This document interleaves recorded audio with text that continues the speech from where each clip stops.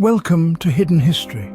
We're thrilled to have you here with us on this journey of exploration and discovery. This is a place where we delve into the unseen, the forgotten, the overlooked, those pockets of time that went unnoticed in the grand scale of human history.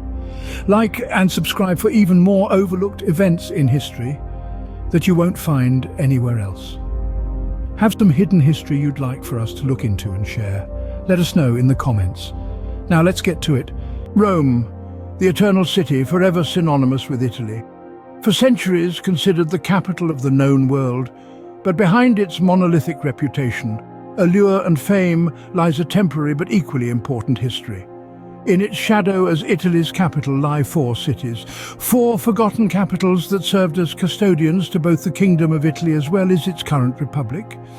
This is a story about those four capitals and how they set the stage for Rome's reinstitution as today's modern capital of a newly united nation.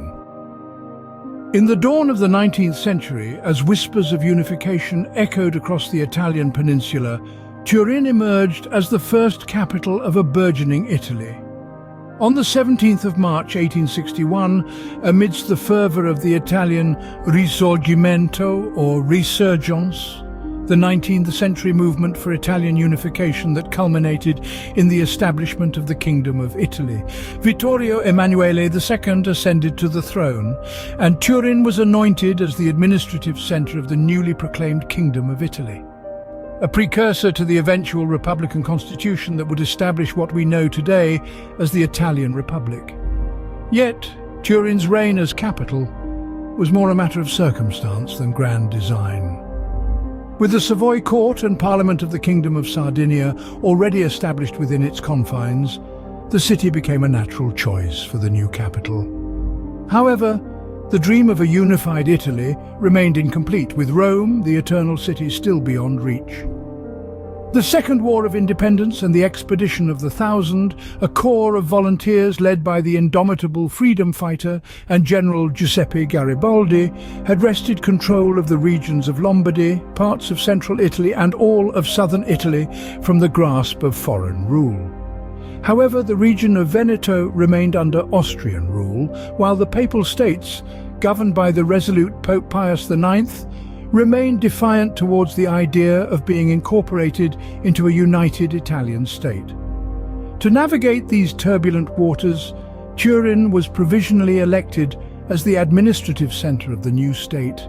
Yet the spectre of Rome loomed large, a symbol of Italy's unfinished quest for unity. As the tides of history shifted, so too did the capital of Italy. With the French Emperor Napoleon III as a staunch ally to the papal cause, Florence was thrust into the spotlight as the provisional capital, a decision sealed by the September Convention of 1864. Under this convention, the Kingdom of Italy would abstain from any aggression towards the Papal State, thus removing any pretense on taking Rome. Although quite painful for the Piedmontese population to have to relinquish the prestige they had acquired as the Kingdom of Italy's capital. For Florence, this unexpected elevation marked the beginning of a new renaissance. Massive public works transformed the cityscape as Renaissance palaces became the seat of ministries and ancient walls gave way to modern boulevards. Florence, although small, tidy, well-administered but inadequate to carry out the role assigned to it, embraced its newfound role with vigour. Under the visionary guidance of architect Giuseppe Poggi, Florence underwent a remarkable transformation.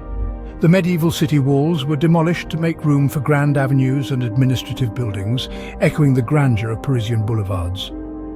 The historic landmarks of Florence, ranging from Palazzo Vecchio, once the residence of the Medici family, repurposed into the new home for Parliament, to Palazzo Pitti, the former residence of the Medici's infamous rival family, and now the residence of the king, had all been transformed to accommodate the machinery of the new Italian state.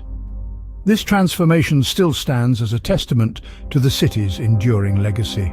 Florence, Italy's now second capital, however, did not last long. Contrary to what was promised to Napoleon III under the September Convention of 1864, Italy remained adamant that its desire was and had always been for Rome to be its kingdom's capital. Destiny had yet to fulfill its promise. In the fateful year of 1870, the dream of a united Italy reached its zenith as Rome, the heart of antiquity, was finally liberated.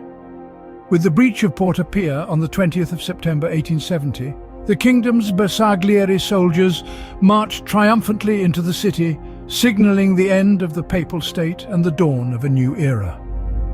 On the 3rd of February 1871, Rome claimed its rightful place as the capital of the Kingdom of Italy, a testament to its unparalleled heritage and cultural significance. From that moment forth, Rome stood as the enduring symbol of Italian unity, weathering the storms of history to emerge stronger and more resolute than ever before. Yet, even in the midst of Rome's reign, there were brief moments of uncertainty. The tumult of the Second World War cast a shadow over the Italian landscape. 2 months after Benito Mussolini was voted out of his dictatorship by his own Grand Council and later arrested, Italy signed the Armistice of Cassibile on September 3, 1943, ending Italy's participation in World War II. After the armistice, the nation remained divided in half.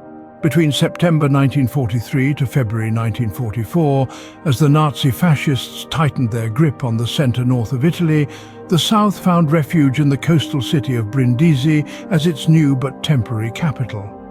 Thereafter, Salerno became the capital, and remained so until the liberation of Rome by Allied forces in June of 1944. It wasn't until the dawn of liberation, when American troops entered the hallowed streets of Rome, that the Eternal City reclaimed its historic title. And with the reform of Title V of the Constitution in 2001, Rome's legacy was enshrined for eternity, solidifying its position as the undisputed capital of Italy. In the tapestry of Italian history, each capital represents a thread woven together to form the rich tapestry of a nation. From the industrial heart of Turin to the artistic soul of Florence, and finally to the eternal embrace of Rome, each city has left an indelible mark on the collective consciousness of Italy. As we reflect on this journey through time, let us not forget the forgotten capitals that once stood proudly as guardians of the Italian spirit. For in their stories we find echoes of resilience, determination, and the unwavering pursuit of a dream, the dream of a united Italy bound together by a shared heritage and a common destiny. There you have it. If you enjoyed this episode and want to continue this journey with us, then you can show your support by liking this video and subscribing to our channel.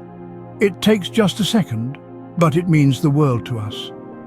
Your support helps us create more content and helps us reach more history enthusiasts like you. Till next time, when we explore even more hidden history.